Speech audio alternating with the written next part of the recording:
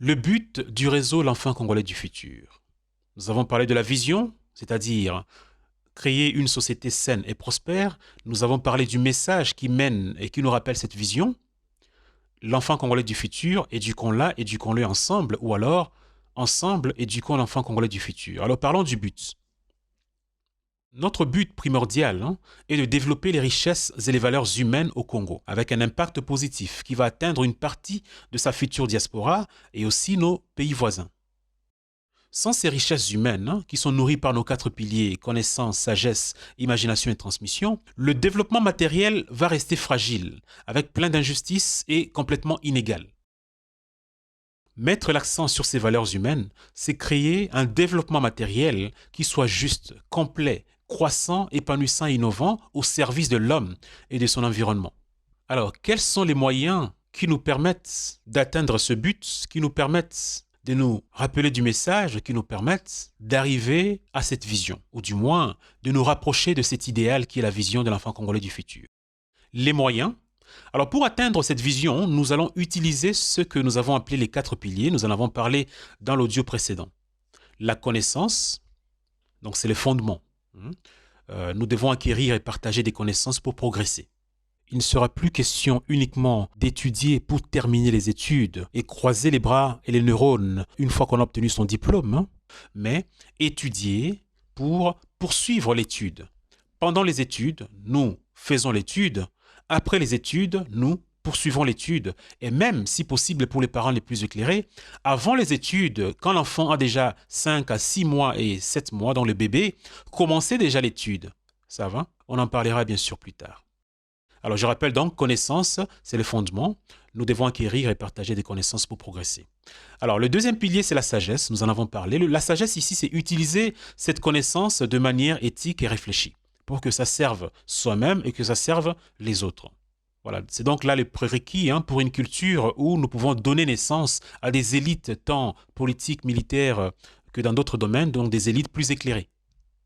Le pilier 3, c'est l'imagination, qui va nous permettre en fait de stimuler la créativité et l'innovation.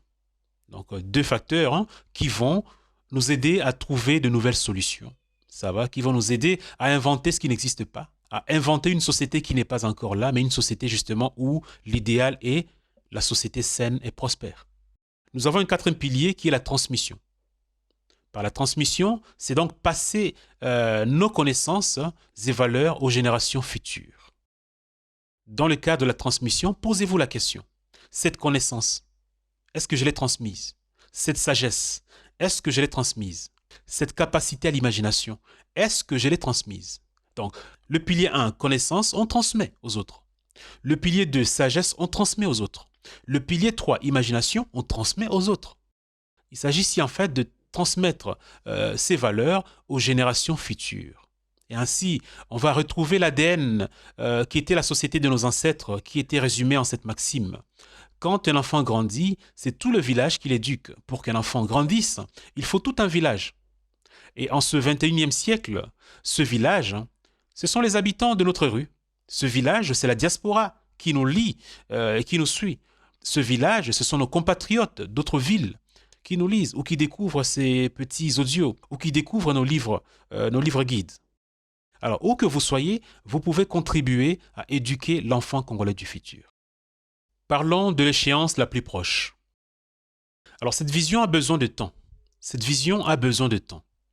Elle est nouvelle et cette société que nous vous invitons à construire n'a jamais existé. Nous avons des échéances concrètes pour évaluer notre progrès. Et puis, nos descendants auront leurs propres échéances. Nous allons en parler prochainement via un audio et un livre guide sur les cycles et les phases du paradigme ECF, c'est-à-dire le paradigme de l'enfant congolais du futur. Notre message et la vision qui le porte ont commencé à circuler officiellement le 1er janvier 2017. Nous avons prévu une longue période de 20 ans où nous allons prêcher carrément dans le désert. C'est-à-dire que, vu un certain attentisme que encourage notre société, la probabilité qu'un bon nombre de gens puissent prendre le temps de nous écouter ou le temps de nous lire est très faible. Alors nous sommes certains que des minorités éclairées habituées à penser autrement vont nous rejoindre en déant les 20 ans, c'est-à-dire 2017-2037. L'échéance la plus proche se situe entre 2037 et 2057. Cela peut sembler loin, mais en réalité, en fait, c'est demain.